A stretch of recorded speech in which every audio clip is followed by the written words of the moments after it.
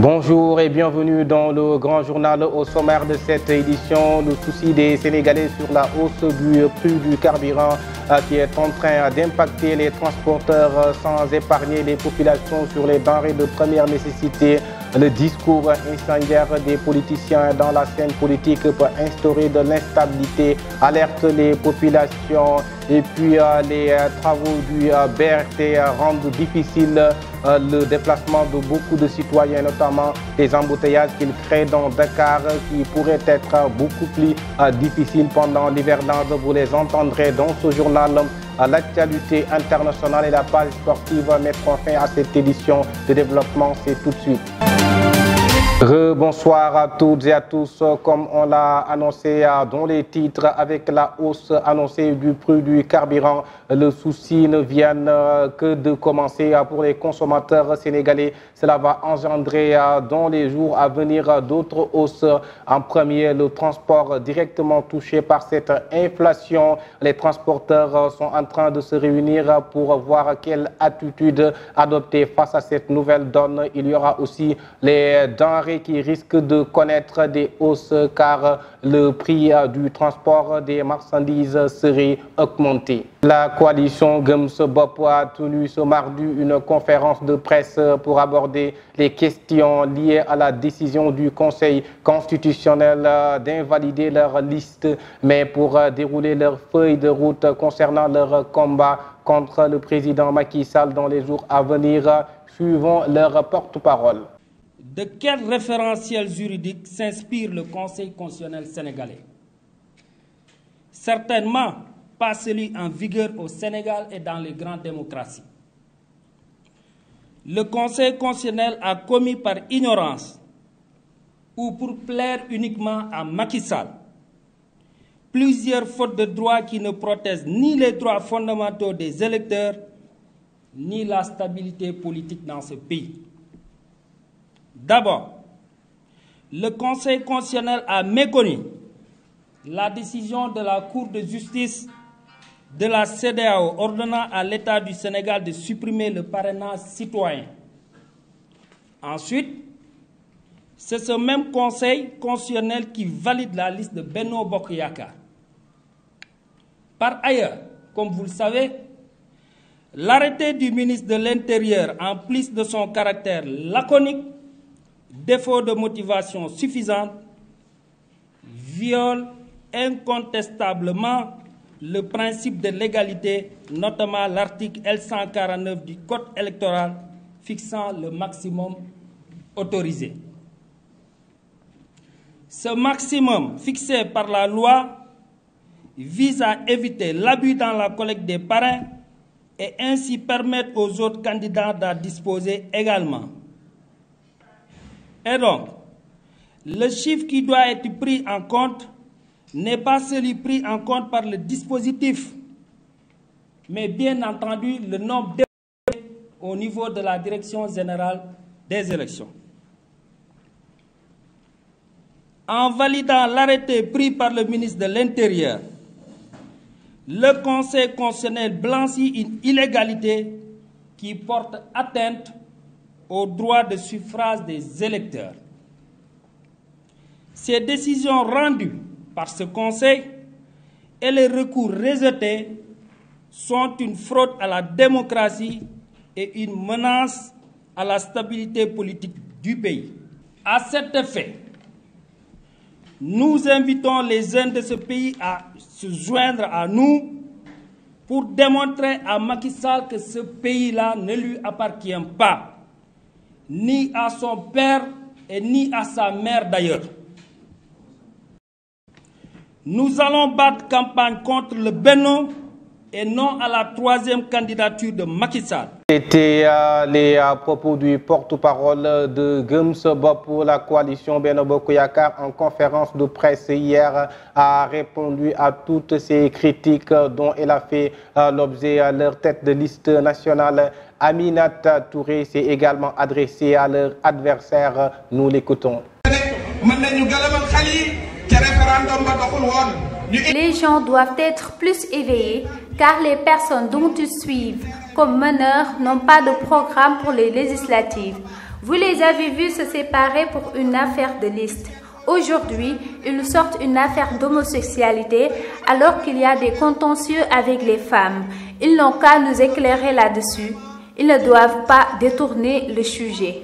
Maintenant, je parle aux femmes, je m'adresse à vous. Soyez fortes, prêtes et sachez que le président nous a tout donné. Soyez toutes présentes le jour du vote, parce que ce qu'ils cherchent à instaurer dans le pays n'aura jamais lieu. Ils font toujours appel à la violence. En tout cas, ici à Dakar, sous la tutelle de tous les maires, nous n'accepterons point que la capitale soit détruite, parce que le président est en train de faire un travail colossal qui redonnera la face à la capitale. Après Aminata Touré, on va parler sur les discours incendiaires des hommes politiques qui risquent de plonger le pays dans un chaos total. C'est en tout cas l'avis de certains citoyens qui soutiennent que ces leaders politiques doivent revoir leurs paroles car ils peuvent influencer les jeunes suivant leur réaction dans ce micro-trottoir réalisé par Mariam Faye et Malik. C'est une question vraiment pertinente parce que les gens minimisent un peu l'aspect influence des mots. Du genre, appeler les gens vers une manifestation et tout ça, on peut amener les gens si on ne les sensibilise pas bien par rapport à comment manifester et tout ça, donc ils peuvent venir avec de l'agressivité ou bien de la violence. Donc c'est très bien de conscientiser les gens, de faire l'éveil de conscience par rapport à la société, comme le font certains kilifa dîne, je ne veux pas utiliser le terme marabout, qui ont une importance qu'ils ignorent jusqu'à présent. Bon, je crois que tout homme politique, tout responsable, je dirais, devrait faire appel à la paix. Parce que c'est dans la paix que tout peut se construire. Mais pour qu'il y ait la paix dans un pays, il faut qu'il y ait de la justice. Quand les gens sentent de l'injustice, c'est ce qui peut être à l'origine des appels à la violence. Donc je demanderai aux autorités, à tous les politiciens, de faire preuve de responsabilité et de recourir à la justice. Quand tout le monde est égal devant la justice, il n'y aura pas de violence dans ce pays, Inch'Allah. Le projet du BRT inquiète de plus en plus les Dakarois à cause des travaux inachevés. Une situation que déplorent certains Sénégalais car ils disent que cela entrave leur déplacement, surtout à cette veille d'hivernage, suivant ce reportage réalisé par Yvon Aka et Martin Sonko. Dakar toujours en chantier, une situation alarmante pour les populations sénégalaises, surtout en ce début d'hivernage. Les Dakarois s'interrogent déjà sur les conséquences que cela pourrait entraîner. Vraiment, circulation trop. C'est difficile de circuler dans les parages des chantiers. L'État devait procéder étape par étape afin de nous faciliter la circulation. Maintenant, avec l'arrivée de l'hivernage, ils doivent faire tout pour achever les canalisations et finir le reste après l'hivernage. Mais vraiment,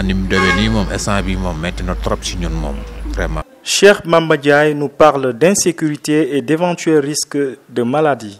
Oui, c'est vrai parce que la circulation, ça prend les embouteillages, surtout le matin, parce que quand les parents amènent leurs enfants ici, il y a beaucoup d'embouteillages. Et maintenant, c'est même pas sûr, parce que la dernière fois ici, j'ai assisté à une voiture qui avait percuté une dame. Ici, c'est pas sûr, parce que les bus, on sait même pas où les piétons doivent passer, c'est pas sûr.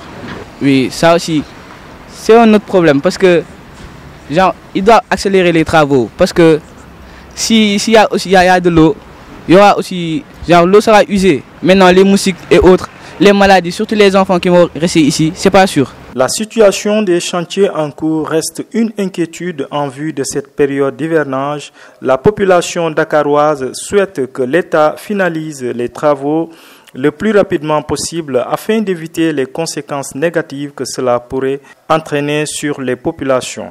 Place à l'actualité internationale, la transition politique annoncée par les militaires lors de leur coup d'État en août 2020 durera plusieurs mois. La junte a en effet indiqué que les civils ne pourront pas retrouver le pouvoir avant mars 2024. Le chef de la junte, le colonel Assimi Goïta, a signé un décret en ce sens, lu à la télévision d'État, et stipulant que la durée de la transition est fixée à 24 mois à compter du 26 mars 2022.